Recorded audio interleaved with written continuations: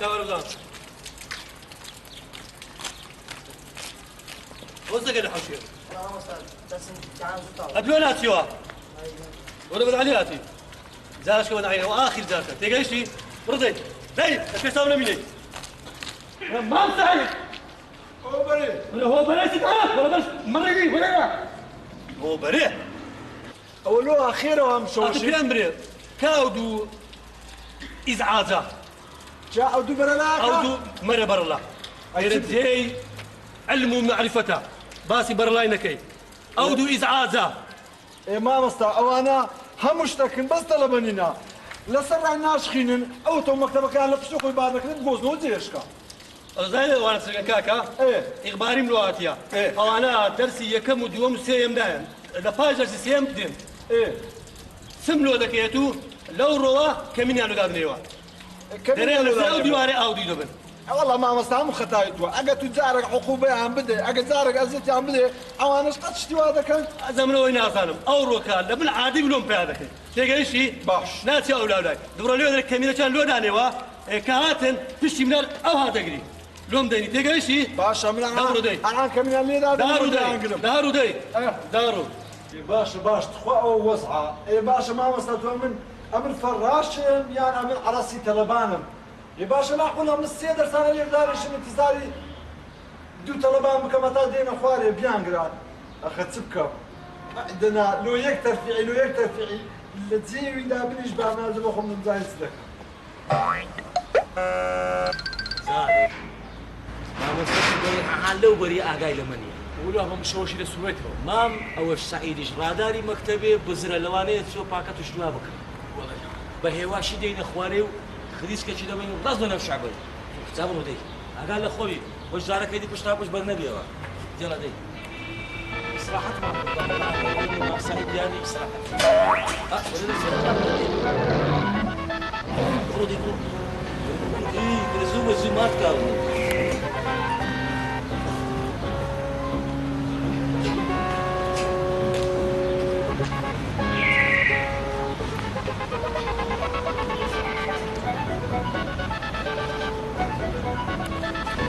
چشکه گیری دام چشكي هم الشعبين بسلام بليك مالي صاحنا أو أنا سي درس انتظاري بدكم أو تعصدين ما صعيد كوي ما صعيد كورا خوي تبعت مع أنجو أم تانيش من مردم لخفتين جو لو كورا خو مدير أمني كوش ترجع قال لقمك يلا ورلوك ما صعيد ما صعيد سوا كم بقول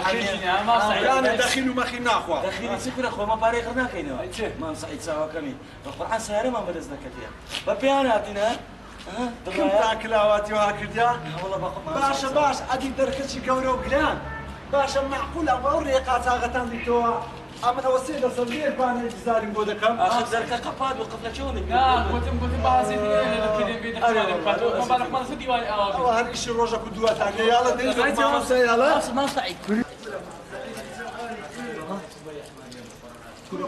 وأنا بتريو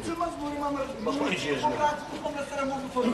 باش أتولو قصيني أكل قصة ما صعيد اخر سيش ورا عادي سعيد ما مصلح عفري ما سعيد ما مصلح تساوي عكت مسوق الكل أو زمان مصلح أو من هردكم هنا هيدا استكان فول هيدا استكان بس ما مصلح ميك دعوة كريمة أو آخر زارة ما مصلح جيل من بي قسمت أو آخر زارة من وأنا بيجي لك والله طاقتهم لي برا بخدا هيك أزيت بدي عمل رأسك علي ده أفيز علاقة ورني أنا بشواري هذه هذا طلبة يا شواني ها سنكي وس لو زي موحد برناك هي حوام على بكر عنا بإمام أويد السعيدة هو زي محل كمان قالوا درسي تنبمي الفراش الطلبي ما صعيد يا عمري واجب دون دبو أو أنا لو قلتهم خبعسي من ذاك لا وازمنا لو فير ولا درسي سيم وسارة مدير ما مصطفى أنا لو درس ما مصطفى بخوت زاني ما بارا ما نجيب وس نفاري وس ما مصطفى أو قرب سنة سير وجه كميل ودلعي حتى فيهم ما مصطفى لا تواريد هذا أنقول دوام ناكل لو مكتبي حيد باس ما سيتو ما تاكلش ولا ماشي من دامبر ما مصطفى فالقرآن أو مكتبي بزيد يلم يا أنت كان كمان بياو يا نش أو مكتبي بزيد يلم يحتاج ضرورة ما مصلح ليه أنقرب بس زين له تأخير بنا له تأخير بنا زين له بس مامۆستا. زين ليه بزام سوء إنك تاني وەلای تەواڕی داداتی بە پێش دەکەی ئەوەی ناوتە تەواڕی أري والله حسين ژنەگە لە خۆی دەدا مامۆستا نییە کافر دەبوو ئیسلام يقول أري والله ما مستوى گوت چیە پلە گوتی وەڵای کوڕەکەم بەبە سیارەی کەتیە خۆی ڕاز دەکەی ئێ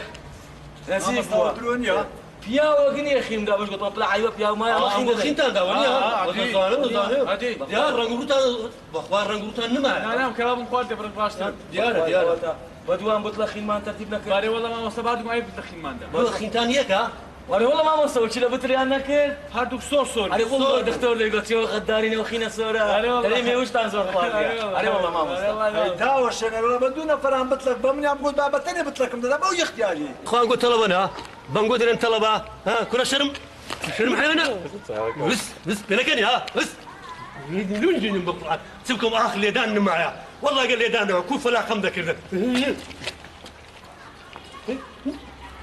دليان ما مستدليان يكون أخذ سنة ليدان هرجينا لكن ديما أنا بيش ما لازم بيبكن مامۆستا صاحب مام سعید ئاگایەکرد لێ مەوی بەخوای ئاگامانە تو دەبی بەس ئاگایەکرد لە مەبی قاعد ما بصير وبزمتي ما مستكر الفقير ده اللي عقر اخو عفكه وزعل حفياكه بالقرآن دوام ناكن حتى ولي أمر تانين زي ولي أمر تيا يعني بابتان ها بابتان دينن بابتان يا مامتان دينن يك شيء لخوتان قولتر نينن إيه كفالتان نكاتن ليرات دوام ناكن دارش كش بس الديواري كم بتشيل أنا بس الديواري ما نابش تشكيل زيدانيش تشكيل أبد بابتان ولي أمرتان مامتان هيك شيء قولتان دينن ككفالتان بكاتن تيجيشن بدر كان رئيسي جاناس نوا تكون ستال نينا ما مستوى بدك تشتغل جاد ربنا. شقكم اللي زياد باب مشق شغنية شغنية داي باوەڕ نەبی باب مردیە من چی بینم ما مديني كنا باختيار كابرا شي بينا ككفالة بكاتن كره هاي كلاتي ادي اتو ندقو هتا بام تقاعد دبي او زدوا ددموت والعندري بام مرديا ئێ مردیە گوتمەتە تەقاعودی بابم وەردەگرین تەقاعودی بابم ستات يصير ما مستوى ئەوەی مەوزوعەکە مامۆستا اشتكى لبيني خومان قوتي هتا بام تقاعد دبي والعندري بام مرديا يتسد بدات يصير برتير الداتية أما قولة هنجار أجر دوام أنا بو جيشي لزيات اللي يدين ياري لكن ياري يعني شو عجبك؟ لا والله ما مستوى فارد دايني ما مستوى أنت فارد دايني ما مستوى بين سزارم داي ادو ناري او قوتي هتا باب تقاعد دبيتن واش تقاعد بو لا فارد دايتو أنا وانا سنة وجينا كم سنة الدنيا نفس اللي برشيا ما مستوى قلنا قيناك يسابروا بشر بيان بدر داي لا بيش تساوم لمين داي ولا من شلون بينن انا كيا اصبر من جد بجس كم عفيانك ما يا ثاني فقير غدر يعني كذا داي بشر بيان بدر داي ما سعيد لمين داي مام سعید ساوە والله يجوا هناك هم كانت لما مصاي قري هم كانت تكدوا له موضوع كاين شا موضوع كل موضوع بالكاد قاعدين نكمل الموضوع يقنعك باه ايه هذيك كادت شوين مامۆستا مقصد مام سعید شوين ايه بس بلكم لدرەوەی گوندی بوو لەوێنە چوو بۆ گوندیتکە يعني لەوێنە بوو چوو بۆ گوندیتکە لەدەرەوەی بازنەبوو لە دەرەوەی بازنەی بۆ ئەرێ وەڵڵا ئەوە بە تەمامە ئیشاڵە سبەینێ بچم بەس کورە نە مەسروفی دەوێ نە پارەی دەوێ ئەو ڕێیە أزت الرا وسرا حبو كل أتوا بتوشي أو بينو بردين نكي نخوش وسقط وسقط بتوشم بكي نا لا أمن توشي دردي خون بوي موتشي أو كيد كا هندم دكتور بيكل حبو درمان ما بيدم اللبن هاتم فارق مثل عم يخواك الزمن دمريك شريك بيك بينم مام سعید بەس مەزالەکی بدە إيه والله پلکەکەم هەیە دەلێ فستەقە ئێ فستەق بەس کاکە شانسی نییە زوو مێردی مردیە چی لێ دەکەی ئەوەیە کاکە دیتی شەرەفت چۆن مواسەفاتی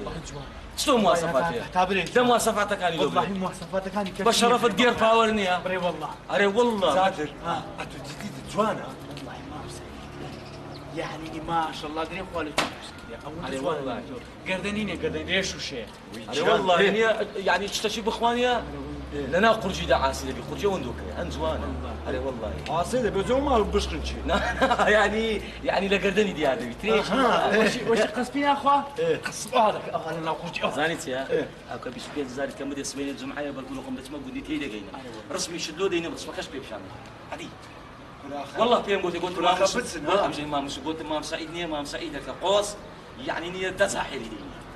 محتم كان ها أنا زور زور شو؟ حيث النكت بس تو سبيتش كش ما بدي ما بسعيد خذ انا وريدوري كا أنا والله كاكا بس سيصار صار سيارة زين تنزل شرق دار بنا بدل وانا يلا نا عيبة لما خاطري ما مشي عيبة خوش بس اللي ما أمشي ما سعيد اشتكم بتدي أول له ويا أنا ما مشي بفرع ما بسعيد بتزيد الدنيا أول ويا أنا ما مشي مليت أستاذ زماني ميردي بلكم برا أحمد بنا يوسف ضعف مني وين معاش قمهر لبنقوي معليش ما كان واحد يجي هذا كوخو يلا دي ما تحاول بس دي هرا هرسي شينا كمان شموي ان شاء الله شموي خبرك شي ورده قريو ان شاء الله ان شاء الله دوشم بدي يقوازيو ورا اول لبو دنيا بس ليه ندري محتم كان محل يسخى من النبي ما بسعيد لو اخوة ابني تمشى صار دوكر كوما اوهم عطوا قبليت والله هيك قلت وانا ايش لك وانا درد يا درد لي ودري مدوسه او خدنا بتلاشى كنت ما بسعيد بقرباني اقسم يا رب دبر صرت بخيرتي والشرف ده هو زعمت يداينا قلنا ولا وزن يا بخير خدايتو ولا تسخت من السبينان ديم دوس على دركتان ندم ها دوس على دركتان ندم لبو من كاكم زاري لخويها النستايا زاري ده مساوي خوينا شوشتي على كل الشوي باخذ زي ما الشوي ساعات وازت شنو ما هلا قاعد شنو بينا ايش سبين ساعات هجلو تستم كيف ناكل اوها ما مصدي اوها ما مصدي زاري ما مصد صبيح ليدك ما خرب ما سعيدي كرت الراداري مكتبي كاكا وا على ما خيدني ابوتي خندن هادي هادي من نبي مي هادي نبع حياتي نبي زين انت مش كختيا هتصير بوتاتش خديتيها هو تسيوا بانطورك اللي برد تقاعدي سلو هشت اوت كرديا قدت كرديا خديتيا اول شرواره يعني فوش وقش يخون سعيبيتي او لو خون بوي باش دوام يكسر ده اسمه إشي لو بسمه مالي دي صوره وتكليف كباري صرفك هتو قال لي من دوشي ده قرم حفتي شمو هتا بين شمال دوشي ده قرم زمعاني صراحتي خوما والله واقف شي بدا شي بدا ها اما حالتي نكين وزعتي يقدر سي والله حالك سكينات مسكين ما وصل ودي باب بينا ناس قدم شكايه يكون اخوا كريمه بابا ترتيب دكين بس اما بالدوي بابا تشي بقرين كره باب كو ترتيب دك ماركا ولا بيرو كره باب ترتيب ني ماما ترتيب دكين دبي زادر اما لو لير الرازني انت يمين عليها لير تاع يمين ما لكن ما وصل صباح لو خمان دبينا سايقي او سايقي او مراري انا او انا عريبه قرعه والله دو شايش ناقن هو براسته ورا بابتندانش زانا وسلو بوتاكي هاو كلا بشتونيه يك او محمد يجي لبشتي مدينه دي يا الله شو ما عارف يقيداني تسمعوا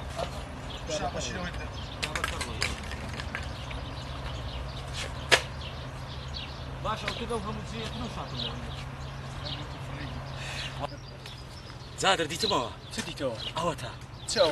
كرة او سلامة كايت مديارني هو كرة او سلامة برك سرد بين اخواري برك رصدي بين اخواري او سلامة يا مدارة كرة سلامة سلام او سلامة هو كرة مراقبة ابيها مزاري نادر الشايف ريمدنا عادي فريدنا نفس اللي يزبلي او قصزانا او اقر لقوي تنسيقين بيكين بابي خومان او بيت بابي من الو جبده من جي سبور ديارة مديري ما مس الصبح يحيي احترامي دقري دلي او كابره محترماتك من بامجي احترامي وانا بقدم داقرك ما انتي برده خذ له جلده خذ له جلده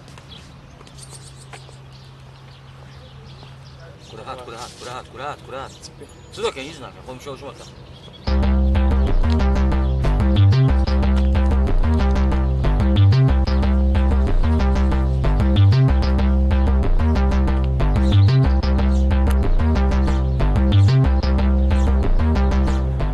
أوتشي اللي تفرضها هو زادره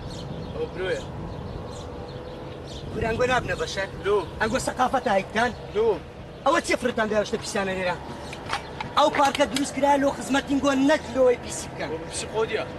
ده زانم بسقوديا مش ده زانم بسقوديا بس أوتشي فرضها والله يمني هاتلوها إهانة مالك أو إيماني أما كو هاتينا وبخوي لي ركت هذه كيف فريدة ليرا والله ياك غير فريدة يا منيا والله بارا فيني بسيب خومه والله يمني فيني شك على بخواي ياك فلس ما مصطفى بس في ميرتو ناوتسيا كرة دواز بناي بيناتو ليه قري ما مستا ايش خيري ما بيت كتير ممنون الدبين لو ما بكي يعني مستقبل ما اندفوت دبي دبترجو والله إيش بهانا يصير؟ ولا اتورك ما تيربقيني أولي ما مستا بخير بي فرمو سلامة سيدا خوي سايبي بسيت سيدا خوي هيز ناخو تخواش خنداو هيز ناخو ما مستا بري ما ترى بجي قرب السبب إيه سبحان الله قال له ما نايب مستحيل له ما بي إيه يام بس يسالي شعبة دبرين إيه يام بيكمالي بتناج نازع دبي إستا مقصد تسيا مدير ما يدرك قوتي دبي لا ما بتامين إيه اي والله بابيش ما عندنا مستقبل ما عندنا فوتي دبت الرجو وين يا زادر؟ ايه هذا دب يا باب مان لا والله تساوى كورا برام كودا بمبابتا بقصي بقصتي دبي كل ما خصي جاي بمبابتا خير بقرآن خير والله برام ناب مبابتا تجيب ده من جي اتورا يعني خير شي زور قوريه يعني لمستقبل ديتا بيش ان شاء الله لبيدي وش بمداري اما كمان ما ذكر شيء ما ذكر بابي خومان او حسابك او ها اري بقرآن إن خير أو شتيناك تساوى كمي والله إنها كم برا يتيم ابن باب لما حمر يشربوا لدي اسفل مدفع شي بيك الصدفه بزانا قدري قادر يعني بابنا ما يتو لا بدي توبا شي بيك هذه بابي تو والله مش بام بدي بام تو خالد الري كرت شخنكا نو زي كي بلا ورقه راب زانا او قدرتي بلا مديتي ورقه ري باشا كاكا للراي خوالي بوتان تساوى كمي ممنون باشا وكاتو لقى ما بيه يعني تاثير لسا شيء ردناك ها رجعنا تسندتوا ليره أما 3000 دينار مية 3000 بري اما ده هزار دديني ده هزار وتكرا دواء مكوي كرايا دواء بغص عليه شو والله كاكا بدا زاري قاينا لو أما ندوق اليوم دي لبروي درو تانو دكم درو دب ما بابي تو دب ما مامي توش ما مستاخذ في حسابك عندي ايش بكم ما تلبين فخيرين ها طلع انا بقول قرعه تلا بين اوش باشا مشكلة امام سعيد فراش مباري مشروع باشا مشكلة بس أتوار بمبرين أما نازان باب ناويتشيا أتو مامد ناويتشيا داكتر ناويتشيا يكون كاش خم خون فوزني ريد ببرسيات بس دلت بابي وي ناچش. مامي وي دلي دلي كاكا تنبيه مكوتشيت كمكتبك فوزان انا ومكتبي تنبيه بالمخيل نعمل لهم باشا كاكا مشكلة لبروي طلبنا بمستقبل تاعنا فوتي ممنون. للراي أخذ عيلو تاعنا ممنونين كل والله قربان دبم كل والله فرموا حياتهم فرموا حياتهم اجا بروي منيا اري والله بابروي اري والله بابروي بتسينا متكبه بعرفش يلا بلا وين درنيا هات باور مال سب قبل تنبيه بن فياوت عندكم باشا تعوا كمي فرموا لخصمتين خنيب وين زاد ليدا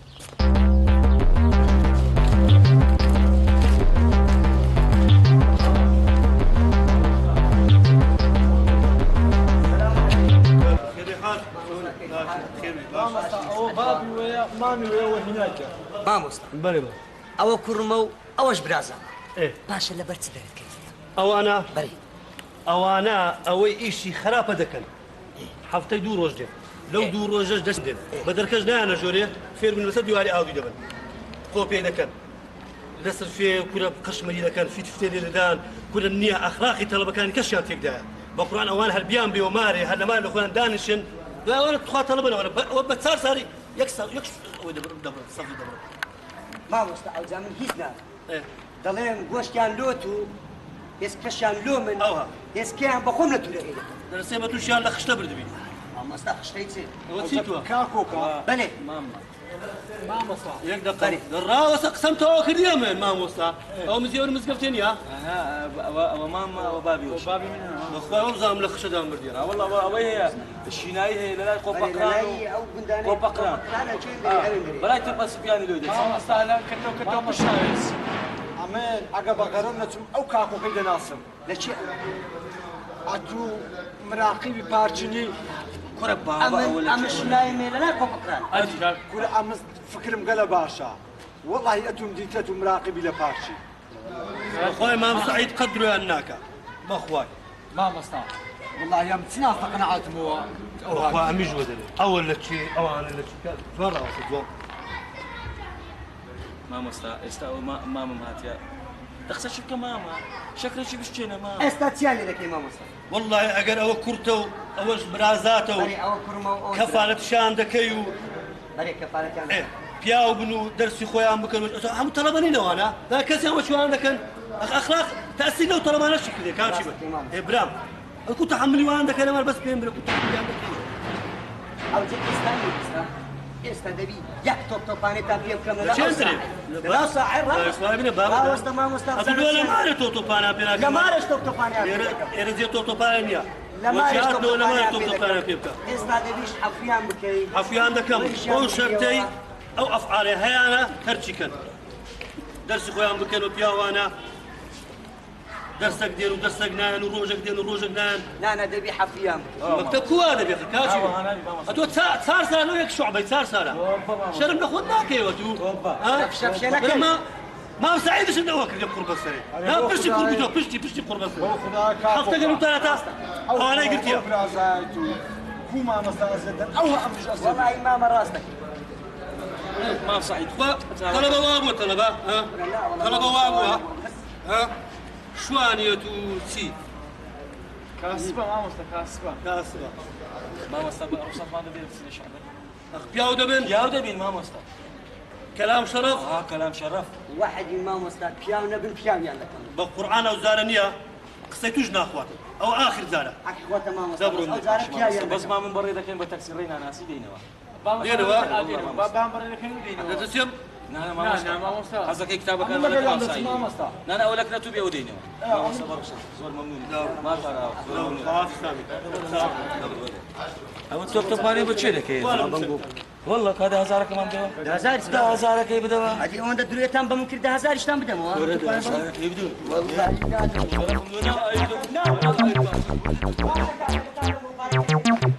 كنا خو أسبيلو كان لباو شكل بحقي بيغمبر حبي ونبي أوش خطة ابو قبل جيم كي زانا ها تن زوان الشخصيات ديار زوانه وين دي وين يا زاد است او بانتورا وند زوانه لبرد نبيتو او بانتورا شيء أوا سبين زوج سمنيا لنا وبخسي كوري بالكم زين او ها علي والله هي يدي كوري بحياتي لبر النكر ما خلا يستبانتون لبر وازا ميت لبر نكر وتي يكون هو معدل يا اخوي بتبلي صغاري دشتي مقسم بيت صغاري دشتي وازا تبلي صغاري علي بقرا كل دي حلو سيوا هذا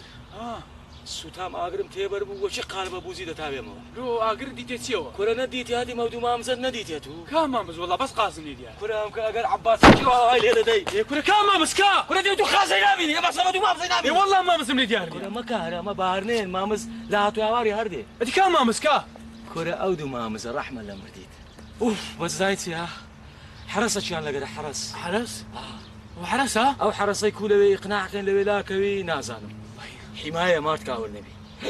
بس بقرباني وبرتاي دبم بقرباني سيبلاك الدبم اوتي بقرباني ريخ ولا كور الدبم اوتي قرباني كرسي بلي بيتام بابرون بس او يقنعك بس باكل هاي بين ما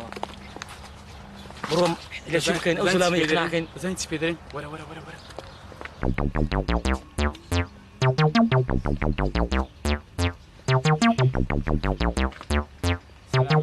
السلام عليكم سلام سرچاو باش ما مستاذ ما مستاذ بزعمت او اوميجا اي توريقت يا تقريبا اوميغانيا بي ام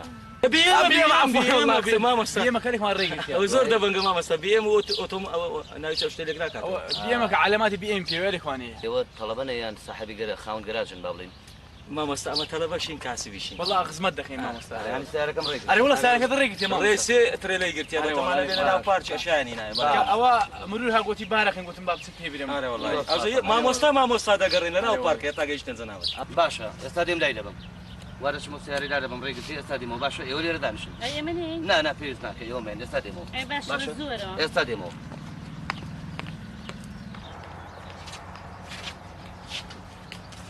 كراهوني يا ناتش ما تكاولت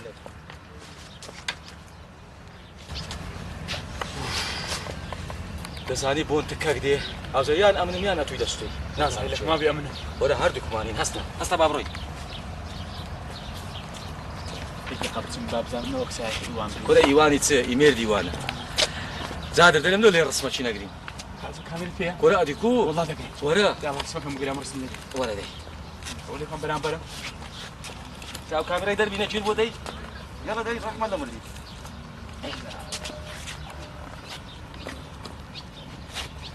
ما زال كشتم جواني راو ولا ولا نرى لا قم دي الشيك دقيقة يلا دي اولاد قلت يلا سجاد عبو او ما صار راس أوتيك لا تدي برولا عزو رسمي دقرم رسم قلت الوابي تبي شلون برايلا ليرة الرسم بقري يو تشوش كده اري والله كيش قلتي برولا عادي بيشكنا خوشكم بيشكنا هم شلون برولا ولا رسم قري وانا بيني عائلة ليرة داني يا رجل اخذ هذا نش منظرية دا صبرنا أولادي داوي لي بردن او بيشكنيه تشكيه خوشكم داوي لي بردني تي أو هم شلون برا رسم قري زار أولاد دخل خشكم فرمي ما خلاص تقول ليرة رسم انا داشن عفوا داشن امال دس او ينقو بيزعل ايما كل لا هي منيا يو كاو يقولوا بدالك يبو بزانم هي منيا بروري خذ قري زادر دەنجی چەند ناسکە والله قسە لەگە کردم بە قۆربانی پانکریاسی دەبم دەبی عملیاتی نەکردبی کریاسیان لە تەنیش زەرکاویە هەستە با بڕۆین هەر ناوێری دابنیشی بەتەنیا یەکسەر دێن هەموو سوز لە تو بودری ئەو ئافرەتە چکار والله هم خەتای دەمچاوی تو والله دەم چاوقتی کەس نەمەشان ناکە دەڕۆنکە دەری زۆر ناسکە دەبی عملیاتی نەکردبی والله دەژوی ئەوە چ بوو نەکرد ئەو عەتوڕیە ڕێە ئەوەی دەبینە مەکتەبێ جادت بەشەرەف لە پێش شەو دادنی لە پێش شدنی ناگرم سعیدی سوال لۆ حەندەر حۆ بەسواری دەرگەدەی هەرگرە دیسان فەڵتی کرد دیسان تەناشی لێدە دەرگەدەی ئەی جادر دەی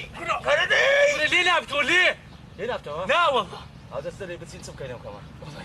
دەرێن عەزەکەی دەچین بە مامۆستای دەرێن بێ ئەلێر دەرسمان لەو شەڕەکە سەبوڕەکیش ئەلێر دادنێن پشتیشمان تەلەبەی لێ نییە بە مورتاحی ئەلێر دادەنیشی هەستا بابسێ دویان ئەمن دەرێم هەتا وەختی مەغریبێ لەو خۆمانەسا ئەو کورسەی دانیشین وەرە بابە دویان کە بزانین چیەوە چون وازە کورسی بینە متەفەڕقە جادر والله تو خێ لە کورسی نابینی دەبی تیرۆز بێەوە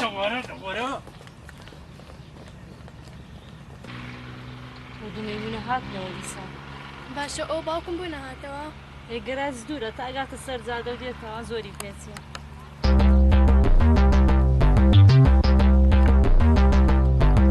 والله فينك والله نییە یەک جەوە جادر والله زۆر عاتفیە زۆر شاعری يعني والله جادر ها دەرێم دەبی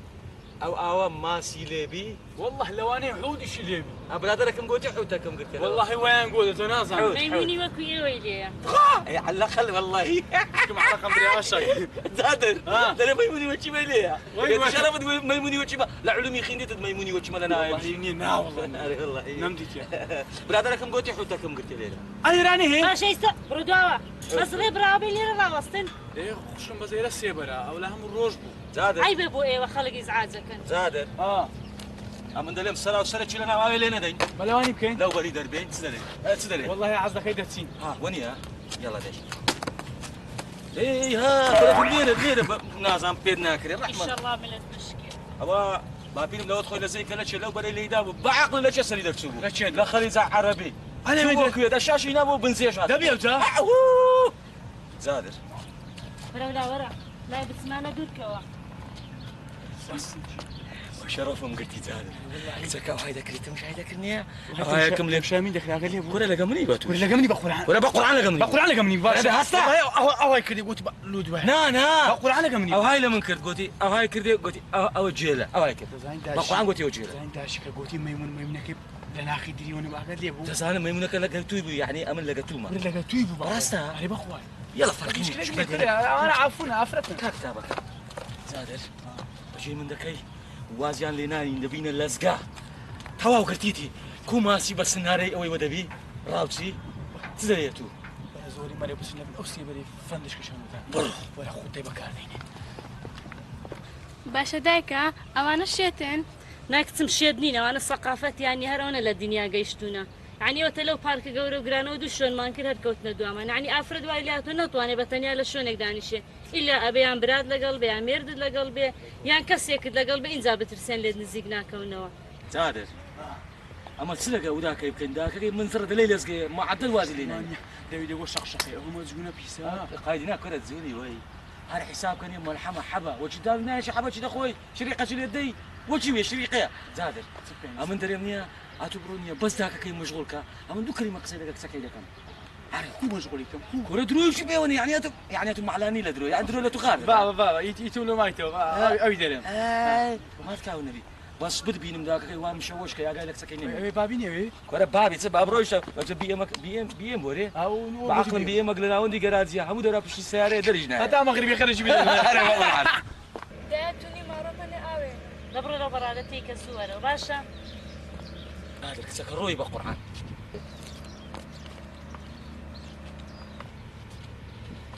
أتبرو داشي مشغول كاد شيخ عم فرتنا شو بينوا دروكم كره دروي كيلو بيوني عم شاف قصيدة كسكي لكم دبرو دي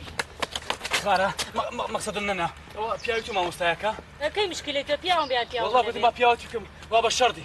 شەڕی والله الشر كان يا مزبا مزدري بالك وەڵا وانە والله وين بقرعين فما شردي والله قلت ما براستا؟ بيبرم كيف خوته ما أنا شو بقول. شركة؟ والله انا صرف فرعي وبري ئەی ڕۆ أنا والله بكلب كان يكتب لو چ بووە؟ ئەی شەڕت نەکردو؟ ناوەڵا شەڕی چی؟ ئەمن و شەڕ؟ وەڵا ئەو ناوەڵا کوڕانێکەوە تویان گوت بڕۆ سیارە دڕی گرتووە هات گوتیا شەڕێکە لە خوارەیەکێکیانە هەر هەناوم پسا بەعەزە لە ڕام کرد هات درۆی دەکەم سیارەشم چڕی نەگرت بەدی لۆستان ئێ وەڵی ئیزعاج بووینە یعنی ئێرە زۆر خۆشە بەڵام بەداخەوە هەنێک کەس تێکیاندا هیچ سەقافەتیان نییە چ بکەین ئێستا؟ بڕۆینەوە ماڵ باشترە لێرە ئەرە وەڵا با بڕۆ قابل ما نبيني يعني ديارة ساوي أو نصائف ولا دو سلامان سلامة شي نبيني ايه عبو اقام بديتي بقى قبادي يدك قرنا والله خوي جران كنت قلت لي لما بردا زين قرم دور كثير شبينا ما هايدي دايري او كهربائي كرة أخذ السيم وهم السيارة اللي الرا وسامي وأنا يعني زوج بدواي ما عندنا برشو إن شاء الله اجا ما ادري هايدي او كهربائي قابل اخوت سيارة لذا كده في قابل زكين بس اللي دبي بس مش هذا هو ابو عازم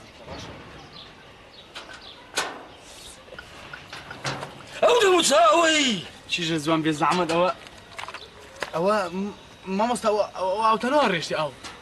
ئیش ما پێ دەبێت پێشدەکەی پێدا شوێن تساوي كاميرا نديتي يقبل ميلا أو ترى تمشى إيرانها أو كتبي يخلوا بريها وكابري بتنك يا عيني نابي لا وستريك ما تقولش تاكل ما ئێوە چنە أو پێ تندورة سيرة عادي وين هو جوري هو عوشوش ترى هو الراحة حوششتها حوشش ما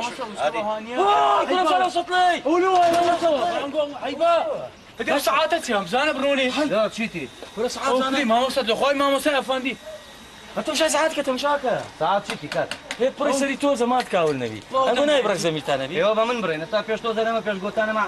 عادی ئاوێنە أما عادي دايري كهرباء أو الرؤية كان يعني مزرعة أما عادي ما يعني توشتی وا دەبێت ها كل ما مش عارف كده بونيجي والله بالله زال شو صار شاب لك كده ئێوە کلااوچی من ڕاوە لەبم ڕاوەتن ما وصل يقدر خلاص الو ما وصل 106 لا صوتو بيتر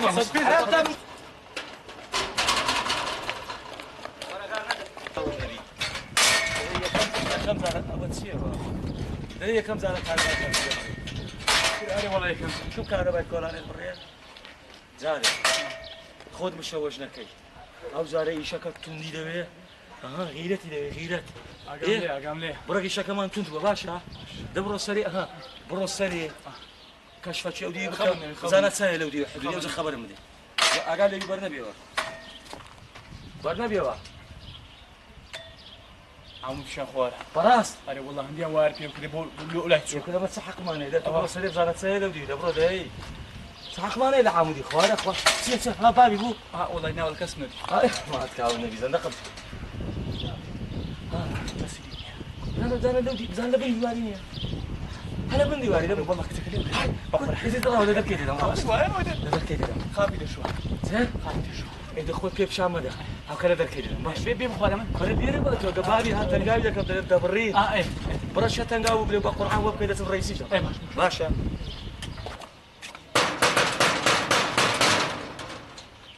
عبو إيه بابا إيه شيخ السلام عليكم عليك السلام بخير بي ما مصصوني سلام أوا لبو أوي هاتينا باري مولدي إيه إيه والله أطول شكل غريب نية شكلهم غريبني ها لا والله والله يا جماعة مصصبنا خدا لها شكل شيء صار تسلق لي دروس كده يعني تذكر إيه على كل فرم يعني ذنبي من هي أو شو بتساوات السلام دنيا هاي ما بزين هذه يا استا باري مول دمان ده پارەی مۆلیدەی بله دوونێ پارەی مۆلیدەم دایە بزانە ئەو سوتفەیە ئەمیش دوونێ واری مۆل دەکەم کڕیتەوە أوستري ببرم ها ببرم مەبرە ڕاوەزار مفاوزات چ مایە دەبڕێ بابا چ دەبڕێ ڕاوەستە كهرباء ئەم پارەی مۆلیدەم دایە مامۆستا دوونێ پارەی مۆلیدەم دایە دایتە من نا دامەیەکی دی اي صاحبي خوي من دنيا عشاء وقت العشاء تقريبا دقيقة ما ولو عشاء من اللي مكريت ما لا عشاء بانشي دابو بانجي دابو بانشي دابو اي ده انا باج عشاء ئەو جا من حەقی مۆزوعم چیە من جارێک پارەی مۆل دەدەم مانجی جارێک دەدەم خۆ دوو جار نادەم ما وستا زفت تفت يا مكا ببرم چ دەبڕێ بابا ڕاوەستە چ بابا دەبڕێ ريستك ايش دبرم بقرعة ما مستو زور ده هذا وندي دماري زودك ودمارة شهري كراتي زودك او دمارة كراتي زودك رئيسي شلو دبر او كره ببرم مقصد مواري ببرم لا مبرا بابا وەرە خوارە بابا وەرە خوارە چ دەبڕێ وەرە پارەی مۆلیدەم دایە وەرە ورا رزادر ورا ليرة ورا لا شيء سيخت يا امبردي لجوري ورا ليرة ببرا اخواك لا جوري ورا لجوري ورا والله ما مستوى مشكلة دنيا لو خذ مشكلة في هذا كيف هذا بقرعان ئێبرام پارەی مۆلیدەم دایە او خطي ببرا ها سيخت شاور اوتا قلوبك اوتا خطك اوتا خد اوتا تەکە تۆمە ها دەیوان بەسەر كمان وستا كمان ئەوە تەنافی جلکانە ئەوە خەتی کارەبای نێەوە هذا كعبو ها جلچی پێوەنە هەستە بابا تو چ دێت عفوا انا قلت مزانم لو تساوي خيلوا چای خێرە چای بینیەوە لو تساوي خيلوا او شعي بيني على كل ما هو بس صار ده قال مقصد هو تيجي توا تشيجي من والله نسيني والله اروح قلت لكم انت ولو تشات انستاند والله لو بارك بارك كهرباء مدايا لو كهرباء باري اما لو باري كهرباء بارك كهرباء دون بارك ملدم دايا هذا مشاكل دايك خصوصا تمام. عيبه اما اقام لي والله نازم ويانا نخير من نازم باكم اتورك هكا لقى قصيك تشاو لدي يو بيرا تشكل او تشيبن لا ايوه هل اشاره كيتيشون كغوتانا ما عادي ارينا استا عدا عندك ما مصطفى استغفر الله. ما مصطفى ما مصطفى. لا تزايد يا ما مصطفى اي جوانا هو لا اسمع الو الو جوانا وانت مين تفاهم الو تلفونك تلفوني وكذا ده تلفون هو بزانا الشيطان ما نحن بلد وعدمنا ما يلو دقيق كاكا انقول لي ربن يا ترى شو بصح مولدي غازك مزان امباري مولدم داينا باشا بروش يجي برو رانوتي برو رسلي برو ليه رانوتي ليه برو ماما صبرك زبر قران عزلينا عزليني ما بيز مالك كمان باش دبرو سلدي دبرو برو خشكم برو دي برو نرون ها وكذا هذه اللي خلينا صعب هذا الراس تدورك دورك تدورها او هذا هو الرماشي دورها ما شلو اوزال النوري من برو تدوري تو كل ذا بيش دركب بابا بيني بقول عن نوري من اوزال دمك وش زارك اللي وش بارك يا اولاد لا بيش دركب دانا قال لخونا ما هاتي بوجوري هردوك ما هن بيك ادنيا بري هريسه دبرو دي ابي لك اشتاق ما نبو ابي لك اشتاق ما نبو اقاش اللي نبو فخيري هذه استواد اوزال مشكله بزارش كنوري منها بيش دركب اقرني بهواشات بابي في تشيله ده اقزاين بس ريح يدي في تيله دبرو دي يعني يقدو فتي يعني ما هاتوا اوزا في تيله وغاد بس بالخير دبرو دي دوري ولا شيء دوري يزني ولا دوري يزني أوه اسمه كمان قل بارشي دزاني ستابو ستابو بزانا وشان سي هاو تاوي كسيدري تاي ماريا مارت كاو النبي فزايكو ولكن أو بلاي أهابكا أوها هنيا يعني يقول لك أهلي بك ديالا دي ولكن أقول لك دي نعم قول إيه ده باشا دي ولكن يقول لك أتو بخود قولي لا تنيش قولي بي لبي تسبقة ومدى بتاع حديقة هيك دقة أهابك وشك ساكي تلفزيوني وهذا كادي يلا دي هاي الله ما شاء الله رسمي ناقري دي ذاكرة ممتلئة والله انت كيف ما شاء الله او دور الصم ابو بابي هذا ايش حياتك ساعات واصل شيء باش واصل شيء تلفون لدك ايه اخرنا كسب بكاز نازله من بطانيه كيف تشي واحد اشكم صار دي باشا وخذ شارع حياتك خذ ابل سيف خذ انا فر الارضي خذ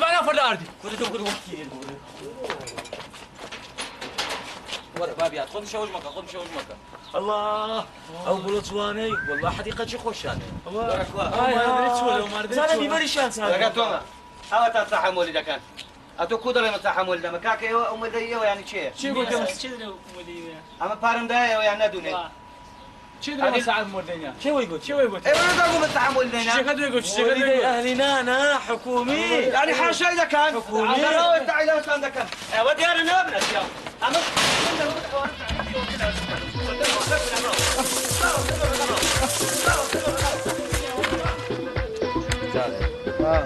صار وقت درم تاعي لو يا كره دي بوني وراني على مهموله ماري خوي صراحتي كدي اما شو تشقوزي لي برا لانيا تسي ما بيزينيا ومين ولا مينار النبي الذي قال في فلافل ها ولا قص القول لك شيء مهمل اخويا كريم اخويا دركش ولا بديت لا اوهم ودردو خفتش سبين الشيلان كارتي وقري ورد قري ناس انا مكوبه الخبر بدمي بقوا عني او سياركم بدزنا كبي زاد سياركم بدزنا كبي خدا عالمني الرضت ويدك وش برند هاتو هني نجريس هنحسي مالك انا نجريس انا اول ما جزايت يا هاتو كان خدت كسر بجريس شبه مني ايه بس كان خدت كسر نجري او زر رولم دك يسيجي من نجري اما نجريس مياتو نجريسي هاي نجريس سيارة شبه هذا كي انا سيارة شبه كم تعال حول عمو بنادم مكاك عمو كوي باشا عمو دمنا احوالك صحتك هو استغني لهم محمد امين كوي باشا ذاك من باشا والله باشا ولا شنو والله شنو تخبى براسي ايه ذاك توام كنا باشا سلامتك انا بنادمك باشا وش هو هو برادر ما زو خوش هو بلادني انا غربوا حسابك برا هو استغني راسي والله هو بيشي ما تنجي خدام والله زيكم ليش تصير؟ والله هو كمان بصير معرضنا صارش والله مش عايز اسمع على زين قلت مساعدك بروشم بيزعل ما بيكاشيش والله ما تماما بيما شكرنا فروشي هذا والله بس زي مشتري والله دعوة تنقل لا يا اشتاق ينزل على باشا هذه لومة بس عندي لومة اي شكل ديال بيك بيك ذكر كاينو دوكمان زين عمل امين الله هذيك أجل تاتنا تقدر تكون بارسينيا زين انا اشتري بيت خاينه وشي دروا هسه تاع الصوره زور ساك استابلا اوتي سكانج املك ساعه الدم لك ساعه الدم ايه الدم هاشتا ورقه ديني كوعب ما هالشايدتين تراي مشان يتخرج خاطري دياناتي قديم او باش تقول كده تندم مشكله اني غسلها قبلهم باش تعسي له ما هي زنجبه المشكله اللي بقى عندي بابا نقراي بابا مشان يجيب عم جوالي الراس سمر انا زمش علي الراس ايه مشكله بس زولنا ها وادي صار سجل سنه بس قال لي ما بخوز زول كاينه ها علي والله جير باور زولنا ها جير باور جير باور انا عندي مغاشة ايه باش بدي اياك باخذ الرويب بس قد يا لا عادي قسمي ده زايد عمد امين ده انا بتقول بلا وروجي راو مستا علي والله قال لك ما بقرا برو ما بخم خبر له دايما زلون دينيو عارف انك ايه باشا هذا سيقني ناجو نا اعتيادي بخواي باشا تساوم بيونيا ستساوم ساوم انا والله حمد تساوم انا بخ كوي باشي والله باشي باشي خبرك زوز خوش مكيا تيا سبيني كارتا چۆن زانی کەچیپل کەکەم هەیە کەچیپل چی داپیری کەچیپلچی باپیرم ئەوجا ژنی شوبراوی مامۆستایە لە مەکتەبین بۆ بە شێوەیە تەلەفۆنم کرد گوتی ئەو مەکتەبی کچانە قەلەکەتی لێ بە دزی بەس بەیم گوتی داکەمی قناعکاتی بینی گوتی پێی بڵێ ناجیحە نیوەی ساڵی ئیکمال بۆ لە 6 دەرسی کە تێ بەس ئێستا ناجیحە ئەرێ بە قورئان یعنی ناجحم باشە وەڵا لێ ئێمەشم کڕیە پیرۆز بێ وەڵا جوانە وەنیە زادر بري والله ويا ئەو بێ ئێمەی منێ زادر بري والله نەم کڕیا بري والله بەخێرا خۆم نمداتە تۆ تو باشۆی بري والله چەند پاڕایەوە والله زور وەنیە بري والله تخوا باوري بيبك تخوا زوري هاوشت ئەوە ئیشاڵە لەسەر خێران دەدەمە تۆ باشە ڕسمە کرد بەگرم ئەوم ڕسمە کردچی لێ هات اي والله دەسووتێ بە قورئان ها بە گۆڕەشی ئەو بابەم نیاوی لە محەممەڕی شەر بە ئەو لێ دەزەفول شەهید بوو هەمووی شتایە ئەوجەوە پیشانی داکەم دەدەم پێی دەڵێم ئەو کچەم دێ ئەو کچەم دۆ بینە ئەوی شەوێ باسی تۆم کرد لە گەداکەم دەم گۆ وەندە خاتوونە وەندە پوختەیە یەک مەلەوانی دەزانی دەم گۆ لەناو مەزبعی پارچە نییە لەو بەرەی دڕاوە با بەڕاوە یەکدا قەرسمە کرد بگرم الله کچیوە چەند لێ دێ زانە چەند لێ دێ سبيني عين المواعيد هذا ببي ايمي او زعل انما بقيان بياسا ببي ايمي باشا بدي رشش للدم هم يدك دراوه ما تك بدي رشش للدم وحافظ مال الدشي ان شاء الله زادر لينا قردوا كلمه اقسامكم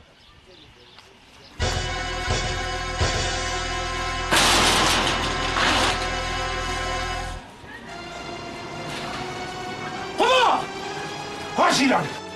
هم خان ايوه تبرع شيء هذا شيء ولا في الموبايل ده شيء عيد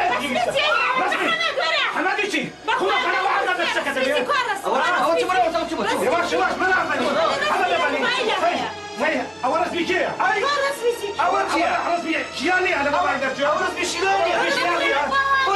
اول رسمي شيلاني اول شيء درك حماد بني اذاني ولا شيء عزيز كرم بمن دايا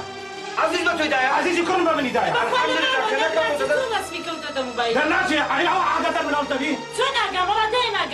الحمد لله كانك وتدت كسي دي ده كتدت عزيزي كاكا تراو تبع ما فكر شي مشكله كاينه او اسمع كون كنت موبايلي بابزاني ها هاتوا فكره شي هذا فكره حماد ولا دانش كم قال لي حماد تلقينا ولا دانش ولا تلقينا ولا دانش ديش ولا دانش شي ولا دانش كم قال لي حماد ديش ايوه بروجي دوجا دوكا ساتن بناي او كرباي ايه هابي ونبي الا او انا وكرتها كرديا او جاتو قفشتي من دقري ولا ماشينا مركزي شرطه شكاك انا كنا قلت عندي حماد فحماد يا عوك شبر كش خوشك منها وازن هاي الخومه زعم شيكا هذيك شي من جديها كو قبل لك هذا مو مركز شرطه هذا قبل لك هذا كوش ما كل عاسه انا ها عودوا انا نبن عقب زان ما ورث ما هر وقت انا موبايلي بخوي دايتي باكل عندك كوش والله اخويا قايله هيك وكيف بيشو بدل كتير بيان بلا ورسمه تون جيرا ولا تجي جيرا بيان بلا بە قورعان دایک دیانوتی پیشانی دەیەکمە دەمەتێنم ئەچۆن بە مناڵە چۆن لە خۆتە شدواکەی ئاخر نەبوێرە باش ئەوز بە قسە مەکە بە هەروان نەزان خاڵت و باوکت بزان بە قورئان بێ فیشەکەت کوژن هەر قسە مەکە ئەی هاوار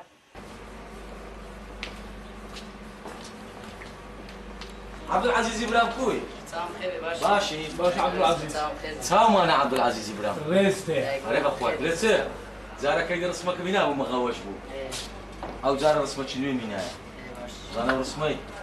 شاد ڕسمانە بەس ئاغیان لێ بەستە بەشاکە بەستە بەشاکە ئەو جەداحی زۆر سافە زۆر خۆ دیتت چەند جوانە دەمانەوە دیتەیە یەکەم جۆکەر لەگە 50 کەسی ئەمە 52 کەسی بەس عەزیز منزل پشتمە بالۆ بگۆڕ منزەری پشمانە بگۆڕە زەنجیا ئەبوو بالۆمان بات ناو گەڵ هەرچی چێ گەڵ كيف بكيف يمكن باشا والله قلبك بيزرب زرقك بيزرب ما حيداش بباشا يلا مزرك جوان دبي ساوا كم عبد العزيز ابراهيم ساوا انا عبد العزيز ساوا كم كاغاز يوزي لدي يلا يا الله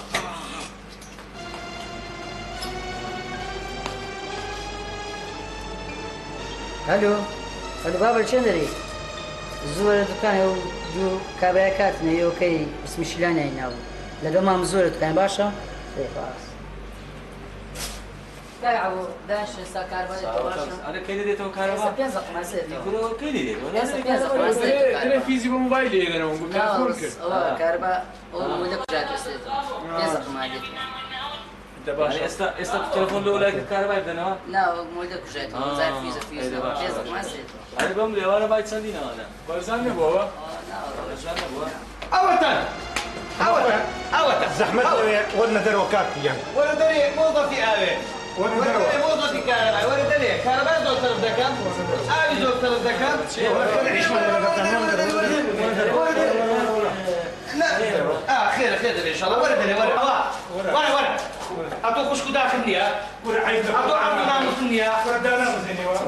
شنو ناكل اسمي شيء من ديال دكان موبايل عنده فروشن ما او ايش منيات شيء من يا شعر كذا اسمه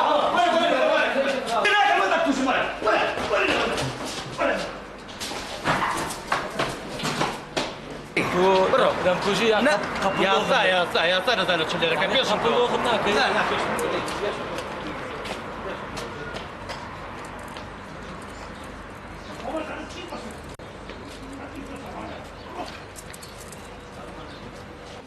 بخير من ست ساعة مريستان هي على قربان ما بمسألة قضية كي هاتوني شي بس هاتو قضية ما هیچ خەمتان نەبێتن ئینشاءالله دەستگیریان دەکەین و ئەمە قەبزشمان بۆیان دەرکردە ئینشاءالله دەشیان گرین و یانی نێرسن آخر قربان واش تشي تكني واش غلطة شي قلق وريان كردي يعني أقول يا وداس شيلان نكن من الجاري بيان بينهم دايان كوشن ناکاکە نا زەمانی کوشتن نەماوە ئێستاکە ئەوەنەوە قانون هەیە یاسا هەیە بۆ خۆتان تووشی دژمنداریەکەن خۆتان تووشی بەڵاکەن ئەو زەمانەش نەماوە ئێمە بەحەقی وەردەگرین و دڵی خۆشتان شەوەش مەکەن و هێر بنەوە بۆ مۆزوعەکەی ئەمە هەتا توانەمان هەیە دەستگیریان دەکەین و ناشێنن بۆ خۆتان تووشی بەڵای بکەن قربان أمش زور سباسي ولا كان سباسي أركو ما عندو بنتو عندك إن دزاني نوش ما عندنا بخم إمامون أما شاوري جنات عندك إن شاء الله دبي بهر حارة شو بيدو دوسي رجع خبرش خوش ما عندنا وأنا دزجير بكرة ئینشاءالله دەستگیر دەکەین و یاسەر سەربەرە و هیچ خەمتان نەبێت گەورم ئەو تاوانبارە لە بازگێ دەستگیرکران والێرە نەهێن یانی نەژیرەوە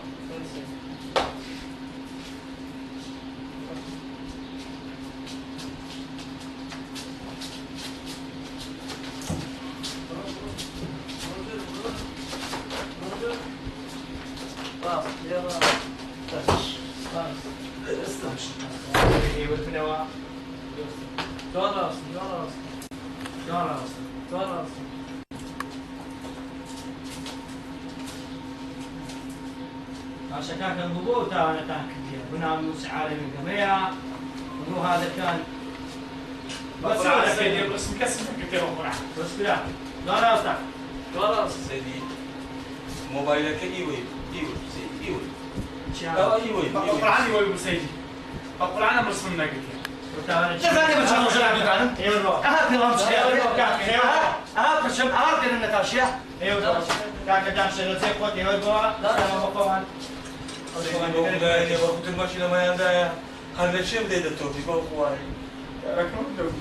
ئەو دەشتێش گەورم گەورە منیا خۆش نابن ئەوە قەزێ ناموسە ئێوە ئێستا بە خۆمان خۆمان دەکەین کاکە ئەم بۆ تاوانێکی گەلە گەورەتان کردیە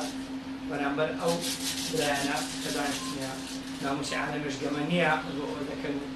سەیدی کچەکە بەخۆ گوترسم مام بگرە بەخۆی خەتای من نەبوو چیژی من دەرە بۆ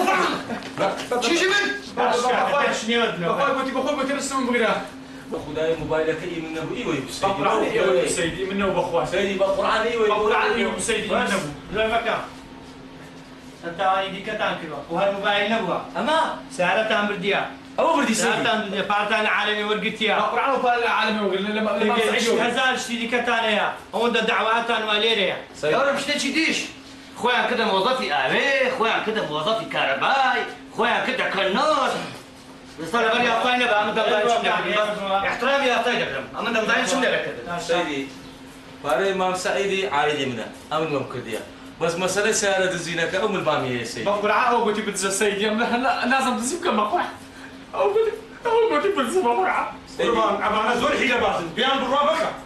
سەیدی بەس ئەوە دەستم وڵتەلێ بیتەوە سەیدی وەزار فێڕوپولی دیکەتان کردووە نەمەزانی تاوانی دیکەتان کردووە بەس جوان ڕاوەستە ئەستا لە چایە ئەرێ وەڵڵا با قسەک بەڕەنگ بی پۆلیس بەرەگەم تاوان بارانە بیان بەلای ئەفسەری لە کۆبینەوە گەورە بەخوای سما نەکردم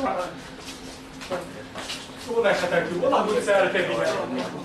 قلت ما بيان دسينا قربان قلت ما بيان دسينا وقلت سيدي صدر بين بكري شو امك بقرعه من زامبيا شو توش دبا بقرعه قلت ما باش كل نسي قلت نفسك ما دارك لا فيش رافي انت نازل تذكر ها لا تقول ما تكاوني بده مو اعدام تذكر هم ده مش تمام تخوادي واحد نيوا صح مردين لما باش ترميها هذا مو قلت موكا لا والله دينا امهم وين يا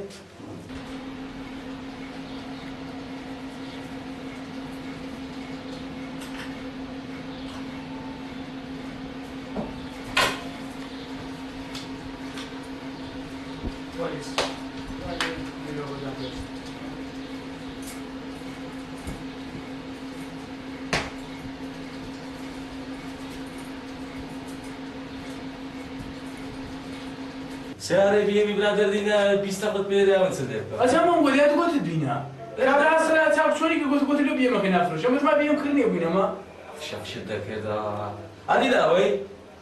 لا بارشي هم أجوا كنا مدوية شيء كتاب كل بس ما يجوا البقرة وتو مامزان شو القازة وتناول مامزة تبت زي بس أواني وقت قازة مامزينيا ولا بزاني كنا زي فصار نابين ولا تواصل وياك ما أنا كودرتي تسمعوا ويفان الباركة وزقتني أنا الأول بجي مامزة صباح ما ممكن باي حالته شو اللي ده قال تازة الروني وجه أمانية تشتاق دروا هذا اللي خصكوا ما ممكن دبا خصكوا ما ممكن دبا زادر بقرعة مختار نامي نمزانة بقرعان أو عبو كيف بعيات اللي من السعودية ما تفهم لا والله أو كمان قلت ما مستعد يندر أو عفوا أو شمال بيكردن أو ما في شكردن نية قرمة بس عارف النكر اسمع والله بشرف إني ما لك مش ما كنت شوطي توافق حتى حقي خويا لما ورنا بالواز مالي نايم تزوج دارك ما أنتم هاي لو شيء سام بسكيا هاي بيكون دقيقته هاي لو